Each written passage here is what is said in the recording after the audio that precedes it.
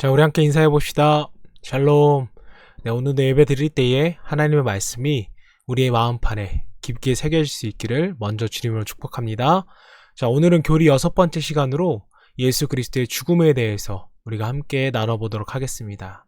자, 지난 시간에는 모든 인간이 죄인이라는 사실을 우리가 함께 나누었습니다. 죄의 시작은 선악과를 먹는 사건에서 시작되었는데 이것은 하나님을 왕으로 인정하지 않는 것이라고 말씀을 우리가 나누었습니다. 자, 내가 왕이 되어 모든 것을 내 마음대로 하겠다고 하나님을 무시하며 살아가는 것이 바로 죄인의 삶이다. 이렇게 말씀을 정리할 수 있겠습니다. 자, 그런데 아담의 타락 이후에 이렇게 하나님을 무시하고 자기 마음대로 살겠다고 하는 것이 인간의 본능이 되어버렸습니다. 이것을 뭐라고 했죠? 원죄라고 했습니다. 이 원죄를 가지고 있는 이상 우리는 하나님의 백성이 될 수 없다는 거예요. 반드시 이 죄의 문제를 해결해야 하지만 우리는 하나님 곁으로 갈 수 있고 구원을 받을 수 있게 되는 것입니다. 자, 그러면 이 죄의 문제를 어떻게 해결해야 될까? 안타깝게도 이 죄의 문제를 해결할 수 있는 방법은 인간에게는 없습니다. 그래서 하나님이 해결하셔야만 하는 것이었습니다. 자, 하나님의 해결 방법은 죄 없으신 예수님을 대신 처벌하시고 그 예수님을 믿고 영접하는 사람들을 용서하시고 구원하시는 방법입니다. 자, 이것이 유일하게 인간이 죄의 문제를 해결하는 방법이었어요. 다른 방법은 없는 것입니다. 자, 예수 그리스도의 십자가 보혈만이 우리를 죄에서 구원하여서 정말 하나님을 왕으로 인정하며 살아갈 수 있는 하나님의 백성으로 변화시킬 수 있는 것이었습니다. 자, 이것을 믿지 않으면 우리는 하나님의 백성으로 다시금 회복될 수가 없다는 거예요. 그래서 오늘 우리는 예수 그리스도의 죽으심에 대해서 공부할 것입니다. 우리가 이 사실을 분명하고 또 명확하게 알아야 한다는 거예요. 예수 그리스도의 죽으심은 다른 사람의 문제가 아니라 나의 죄의 문제를 해결하시기 위한 하나님의 방법이셨기 때문입니다. 나를 위해 십자가에 달리신 주님을 분명하게 믿고 고백하여서 진정한 하나님의 자녀 될 수 있기를 먼저 주님으로 축복합니다. 자, 그렇다면 성경은 예수님이 날 위해 죽었다고 말하고 있는데 예수님의 죽으심은 사실인가? 이것에 대해서 먼저 말씀을 나누어 보도록 하겠습니다. 자, 예수님이 십자가에서 죽으셨다는 사실을 모르는 사람은 아마 아무도 없을 것입니다. 그런데 그것이 실제로 일어났던 역사적인 사건인가에 대해서는 생각이 다른 사람들이 많이 있습니다. 실제로 일어났던 사건이라고 믿는 자들은 십자가의 사랑에 감격하며 삶을 헌신하게 되지만 단지 전설이다, 또 신화에 불과하다고 생각하는 사람들은 예수님의 십자가의 죽으심을 그저 아무런 의미도 느낄 수 없을 것입니다. 오늘 성경을 보시면 예수님의 죽으심이 실제적인 사건이었음을 증명합니다. 이미 마태복음 26장 57절부터 예수님은 밤새도록 조롱과 결박과 신문을 받으셨습니다. 그리고 통나무로 된 길다란 나무를 양손에 묶어서 등에 짊어지시고 골고다 언덕길로 올라가셨던 것이었습니다. 자, 우리가 흔히 예수님의 십자가를 생각할 때 이 십자 모양의 십자가를 지고 가신 것처럼 생각을 합니다. 자, 그러나 당시 세로로 된 나무는 이미 땅에 고정이 되어 있었고 사형수는 가로로 되어진 이 통나무를 메고 올라가서 세로로 세워진 그 나무에 고정시켜서 십자가 모양이 되게 한 것이었습니다. 자, 이렇게 올라가시다가 오늘 32절 말씀에 보니까 이렇게 나와 있습니다. 나가다가 시몬이랑 구레네 사람을 만나매 그에게 예수의 십자가를 억지로 지워가게 하였더라. 자, 로마 병사가 구레네 시몬이 십자가를 대신 짊어지게 했습니다. 밤새도록 신문 받으시고 오전에 채찍에 맞으신 주님께 이 남아있는 힘이 전혀 없으셨던 것이었습니다. 자, 이렇게 큰 고통 속에 계셨지만 34절에 쓸개탄 포도주를 거절하는 모습도 성경에 나옵니다. 자, 34절이에요. 쓸개탄 포도주를 예수께 주어 마시게 하려 하였더니 예수께서 맛보시고 마시고 자시지 아니하시더라.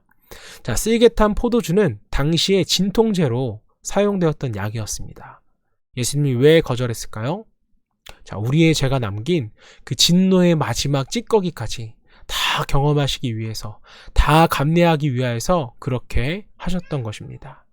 35절에 십자가에 못 박히셨고, 또 36절에는 옷을 제비 뽑아 나누는 장면이 나오고, 37절에는 죄패를 붙였고, 38절에 강도들이 함께 십자가에 못 박혔다는 그 내용까지 상세하게 기록되어 있습니다. 자, 우리 함께 말씀을 통해서 보도록 할까요? 자, 그들이 예수를 십자가에 못 박은 후에 그 옷을 제비 뽑아 나누고 거기에 앉아 지키더라. 그 머리 위에 이는 유대인의 왕 예수라 쓴 죄패가 붙였더라. 이때 예수와 함께 강도가 둘이 십자가에 못 박히니 하나는 우편에 하나는 좌편에 있더라. 자, 여러분, 이렇게 상세하게 십자가에 못 박히신 과정을 설명하는 이유가 어디 있을까요? 바로 십자가 사건은 실제로 일어난 역사적인 사건이라는 점을 우리에게 분명히 보여주고 있는 것입니다. 우리가 들고 있는 이 성경은 그냥 전설이나 소설을 쓴 것이 아니라 실제로 일어난 사건을 생생하게, 아주 생생하게 기록한 것입니다.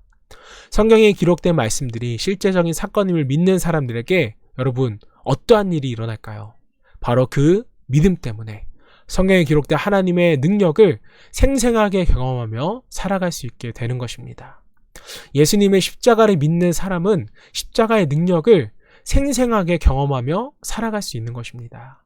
하지만 예수님의 십자가가 단지 전설이나 소설 정도로만 생각하는 사람들은 십자가의 능력을 생생하게 경험할 수 없습니다. 나의 죄가 눈 녹듯이 녹아지고 내 안에 새 마음이 부어지고 내 속사람이 하나님을 왕으로 인정하는 새 사람으로 창조되는 것을 경험할 수 없다는 것입니다.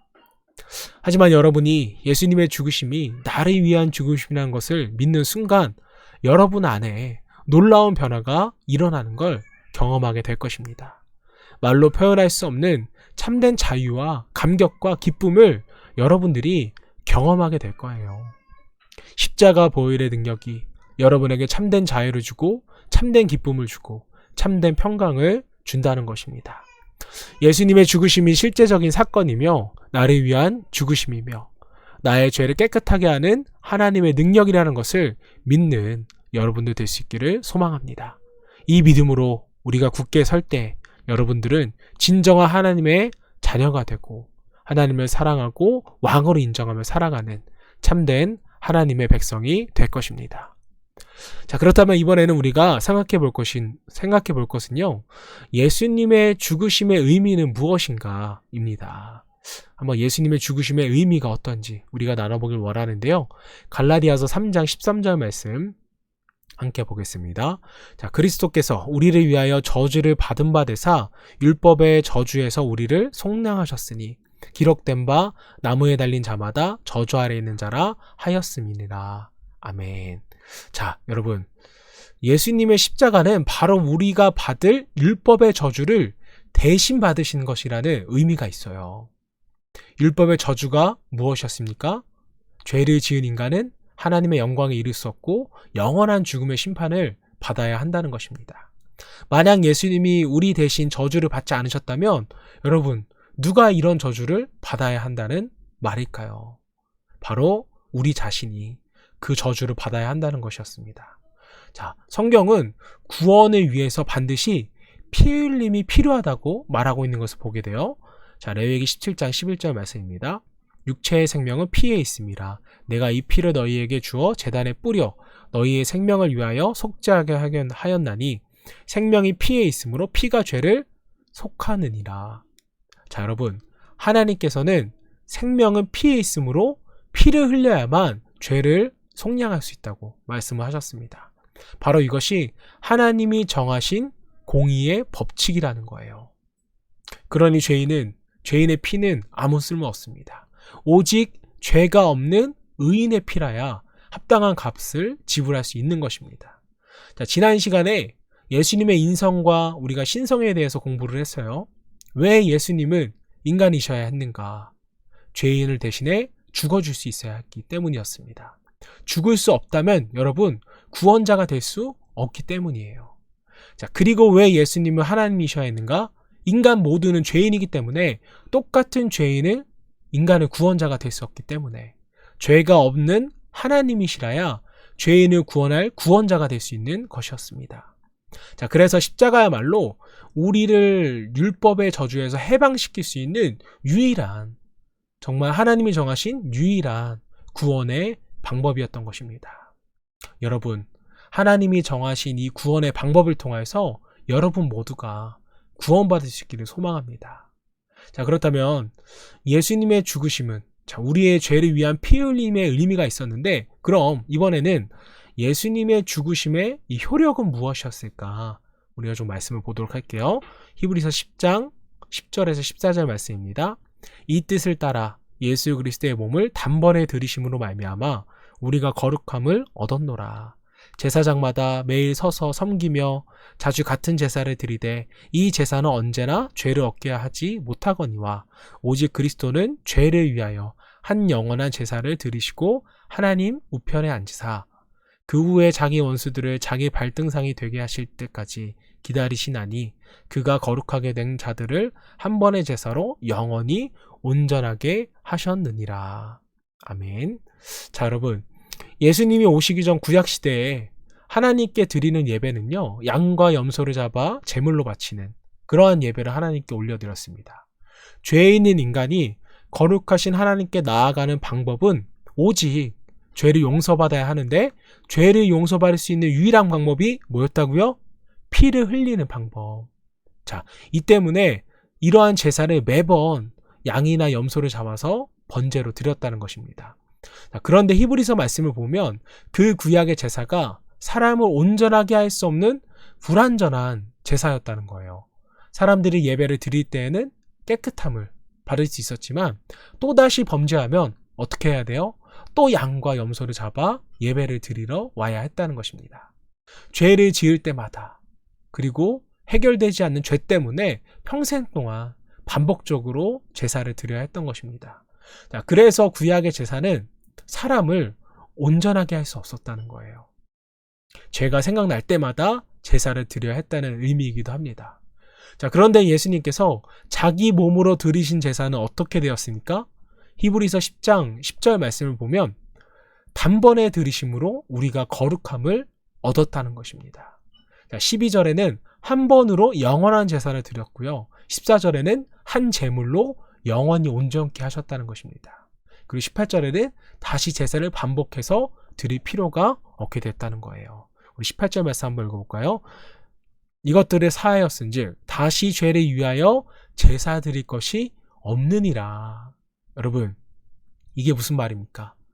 예수님의 십자가는 하나님께 드리는 단 한 번의 제물이며 예배였다는 거예요. 예수님의 죄 때문에 드린 예배가 아니라 우리의 죄 때문에 드린 예배였습니다. 그런데 이 예배는 단 한 번으로 영원한 효력을 가지는 예배였다는 거예요. 이 예배를 통해 우리들이 영원히 용서받는 그러한 혜택을 누릴 수 있게 되었다는 것입니다.